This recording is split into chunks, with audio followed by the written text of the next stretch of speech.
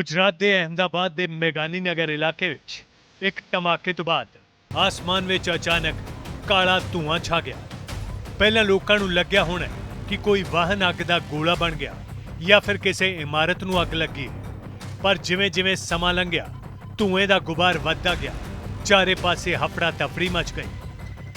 Police, fire brigade, NDRF, CISF ਦੀਆਂ ਟੀਮਾਂ मौके ते पहुंचण लगियां ते फिर सामने आई एक तस्वीर जिसने सब नूं हिला के रख दिता।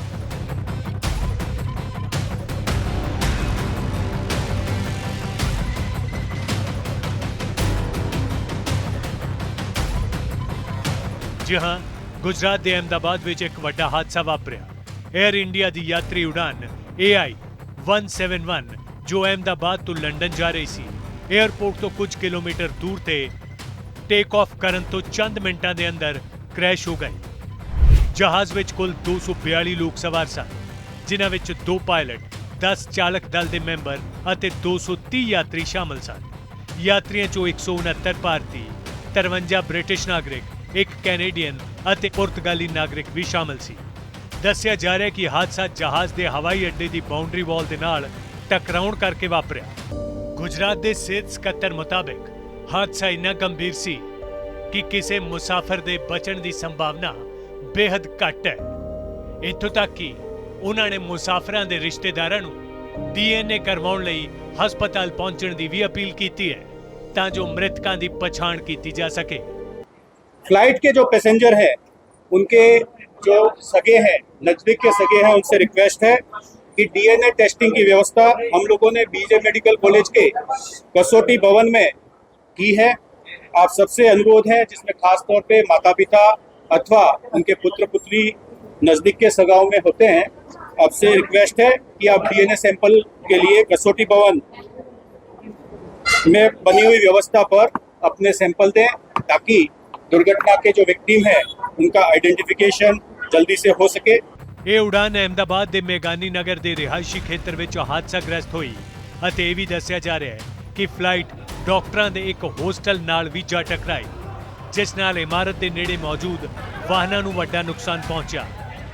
ये जहाज उड़ान भरन तो 5 मिनट बाद इस मैडिकल कॉलेज की होस्टल की इमारत से जा डिग्या, जिथे एक कैंटीन भी सी, जिस विच दोपहर समय वड्डी गिणती विच विद्यार्थी खाना खा रहे सन।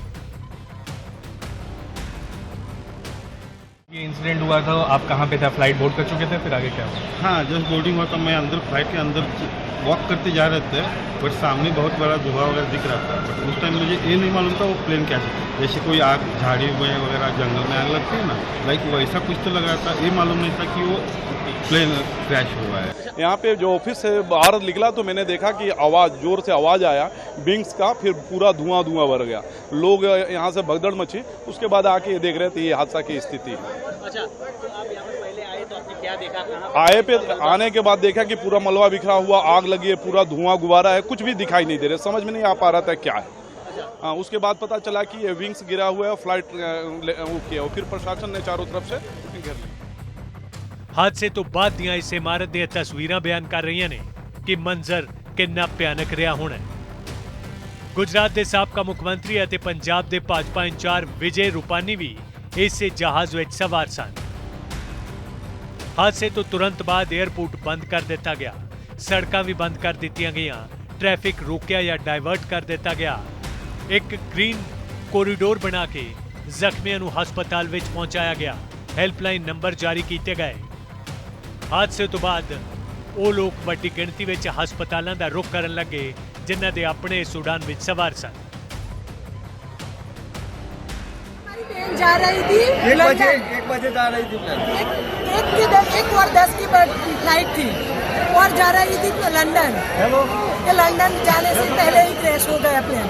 मेरी साड़ी था, वो ऑफिसर थी और लंदन जा रही थी। हाँ, फिर बस 1 घंटे में समाचार आ गया तो प्लेन क्रैश हो गया है, इसलिए मैं वापस अहमदाबाद के बाहर निकल गया था, फिर वापस आए सील में आ गया। मेरा लड़का है ना, वो ब्रेक पड़ा था खाने का, तो हॉस्टल में खाने गया था इधर। हॉस्टल में भी प्लेन क्रैश हुआ, पर मेरे लड़का को कुछ हुआ नहीं। बात हुई मेरी, और इसके भाईबंद है ज्यादा हुए तो लोग मर गए। मेरे नेबर की लड़की थी।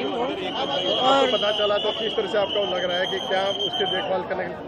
हाँ, अभी पता नहीं, अंदर जाने नहीं दे रहे, तो कुछ अपडेट नहीं आ रही है, तो कैसे पता चलेगा? मेरी बहन मेरा सिस्टर दोनों है अंदर और हमको जाने नहीं दे रहे, सारे रास्ते ब्लॉक कर दिए हैं हमारे इधर से। नहीं वो लंदन जा रहे थे क्या?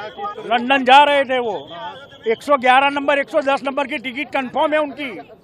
मेरी भांजी ने लंदन से हमें फोन किया, मेरी मम्मी और पापा दोनों फ्लाइट में बैठे हुए, तो हम तुरंत इधर आ गए। पर पुलिस कमिश्नर ने साफ कर दिता कि हादसे विच किसी दा भी बचना मुमकिन नहीं लग रहा, यानी मौतां दा आंकड़ा 200 दे पार सी। इस हादसे ते प्रधानमंत्री मोदी ने एक्स ते इस दुखांत नूं दिल तोड़न वाला दस्या। प्रधानमंत्री ने कहा कि मैं प्रभावित लोगों के प्रति अपनी संवेदना प्रगट करदा। उन्होंने कहा कि मैं मंत्रियों ते अधिकारियों के संपर्क विच रह के राहत कार्यां की निगरानी कर रहा। केंद्रीय गृह मंत्री अमित शाह ने एक्स ते लिखा कि उन्होंने हादसे नूं लैके गुजरात के सीएम नाल गलबात की है अते उन्होंने भी लगातार हादसे ते नज़र बना रखी है। अहमदाबाद जहाज हादसे नाल संबंधित जिस तरह दीआं तस्वीरां सामने आईयां ने उस नूं वेख के कल्पना करना भी औखा सी इस हादसे विच होया जानी नुकसान कितना वड्डा होना है। इस हादसे नूं लैके ਵੱਖ-ਵੱਖ जानकारी ਅਤੇ मीडिया रिपोर्ट विच ਵੱਖ-ਵੱਖ अंकड़े निकल के सामने आ रहे हैं, पर मौतां दा आंकड़ा 200 तो किते पार है। उधर इस हादसे की जांच भी जारी है ਅਤੇ जंगी पद्धर ते राहत कार्य भी चलाए जा रहे हैं। Bureau report PTC news.